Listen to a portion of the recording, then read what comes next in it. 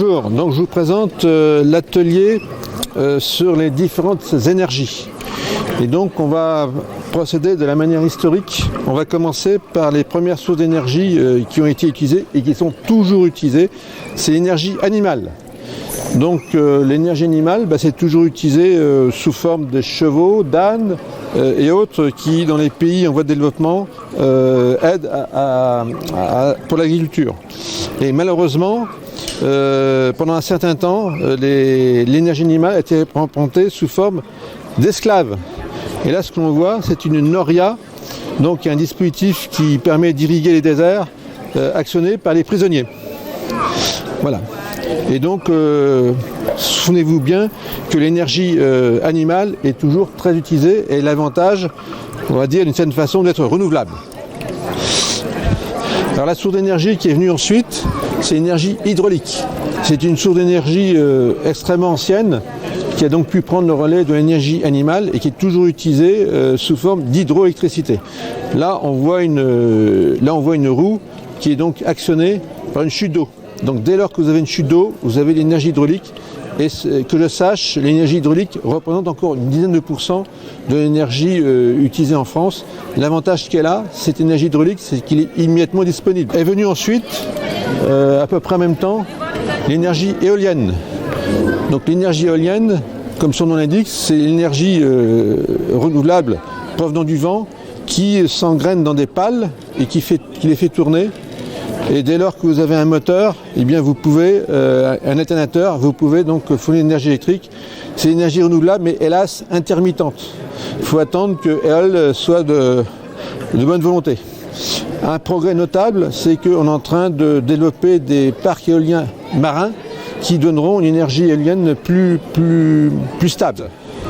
Est venue l'énergie que l'on peut obtenir à partir de la vapeur.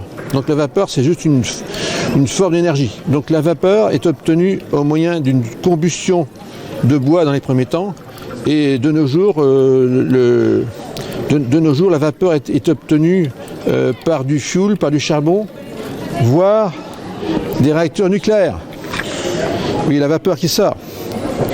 Et donc par ce moyen-là, par la détente de la vapeur, dans des pistons ou dans des turbos alternateurs, dans des turbines, on peut obtenir un mouvement mécanique qui, lui ensuite produit donc de l'électricité.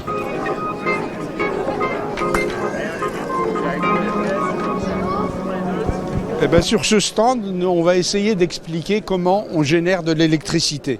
Alors, pour ça, on a 3 petites manips qui sont devant moi. La première, c'est montrer l'importance du champ magnétique, qu'on crée de l'électricité à partir du moment où on a un champ magnétique. Et donc, pour avoir un champ magnétique, on va utiliser un aimant. Et donc, montrer aux enfants qu'il y a autour d'un aimant une force invisible qui est le champ magnétique. Et pour leur montrer cette force invisible, on va se servir de ce petit gadget, voilà, comme ça. Hein, on montre bien qu'il y a une force, ce champ magnétique, voilà. Et après, on leur montre qu'en bougeant cet aimant, on va créer dans ce bobinage ici un courant électrique qu'on mesure à l'aide de ce galvanomètre. Plus on va rapprocher la bobine de l'aimant, plus évidemment le courant va augmenter.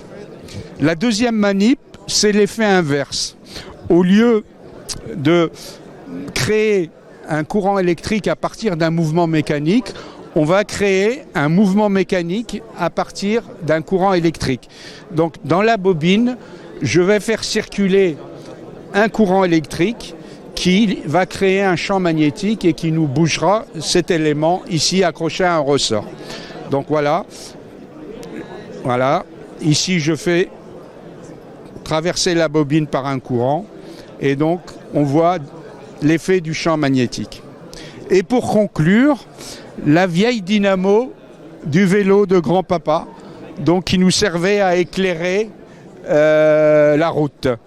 Pour cela, le principe, il est le même que la première manip. On va utiliser, en fait, un aimant qui va tourner autour d'un bobinage. Et quand on fait tourner l'aimant, on récupère dans le bobinage le courant électrique qui va venir éclairer la l'ampoule du vélo.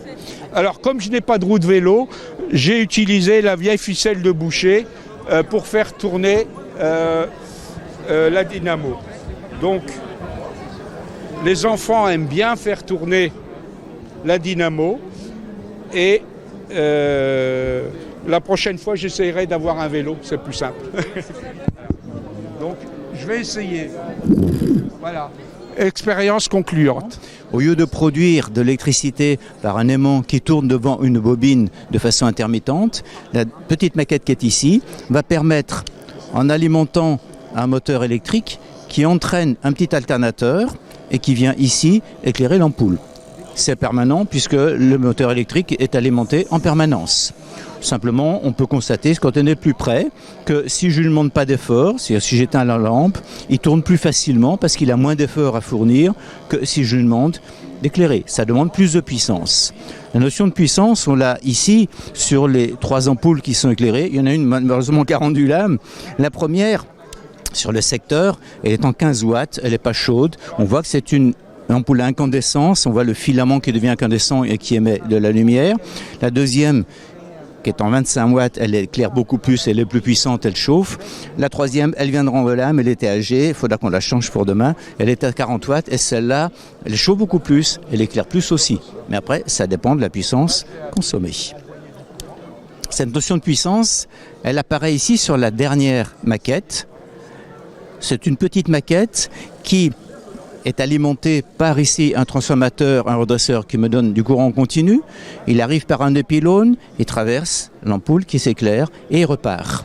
Lorsqu'on place le système récepteur près des pylônes, la lampe, on le voit, est très brillante. Si je déplace le système à l'autre bout de la ligne, on voit que la lampe a perdu de sa puissance. Pourquoi ? Parce que la puissance, elle était mangée en partie par la traversée des fils par le courant électrique. Le transport de l'électricité est quelque chose de très important au vapeur EDF puisqu'il perd 25% de sa puissance dans le transport. Il vaut mieux utiliser l'énergie au plus près de la source que éloigné de la source. Mais c'est pas facile de produire des grandes quantités d'énergie électrique pour les grands centres urbains où il y a beaucoup de monde. On ne va pas leur mettre des centrales nucléaires en plein milieu de la ville. C'est pour ça que les centrales nucléaires souvent sont en campagne, au bord de l'eau, rivière ou mer.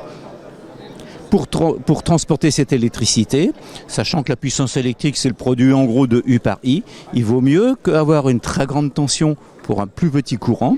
En France, l'électricité est transportée dans des lignes haute tension en 400 kV. Aux États-Unis, comme ils ont des plus grandes distances et des plus grands espaces, l'électricité est transportée par des lignes à 1 million de volts. Quand on est sous une ligne haute tension, on entend le grésillement, on sent même sur les poils des bras, on sent même l'effet du champ électrique.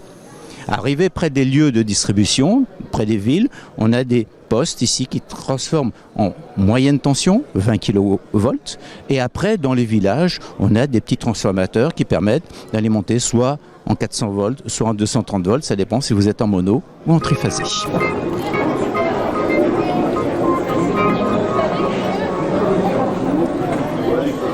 Donc bonjour à tous, Florian Vasseur du Fab Lab de Lannion. Nous sommes aujourd'hui à la fête de la science et nous voulons présenter divers objets, diverses machines. Un Fab Lab, c'est un endroit où on vient avec des idées, avec des projets et en fait on nous met à disposition, c'est un lieu associatif, on nous met à disposition des machines, du matériel, de la place, des locaux, des gens qui viennent pour pouvoir nous aider à réaliser nos projets. Et donc ici, pour montrer un peu ce qu'on peut faire en basse technologie, en low-tech, on vient pédaler pour charger l'ordinateur, le téléphone et une petite lampe qui est devant. Donc ça fait 1h30 que je pédale, je suis un peu tout rouge, mais mon ordinateur est quasiment chargé. Voilà. C'est bon ? Là c'est une voiture à hydrogène assez spectaculaire de fonctionnement parce qu'il y a des pistons qui vont se remplir. Alors je commence par purger tout ce qu'il y a dans les réservoirs. Voilà, dans les réservoirs d'oxygène et d'hydrogène.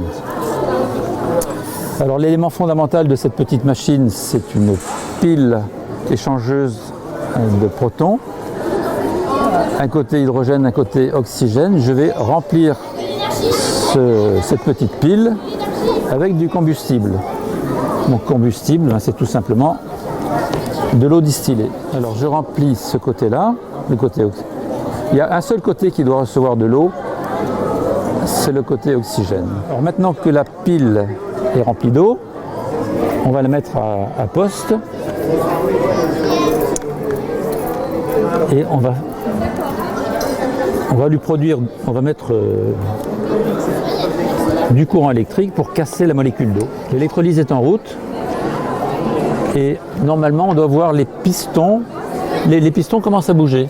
Vous voyez qu'il y a un piston qui avance plus vite que l'autre. Voilà, le réservoir d'hydrogène va être bientôt plein. Ah voilà, l'oxygène a bougé un petit peu plus. Bon, on va y aller là.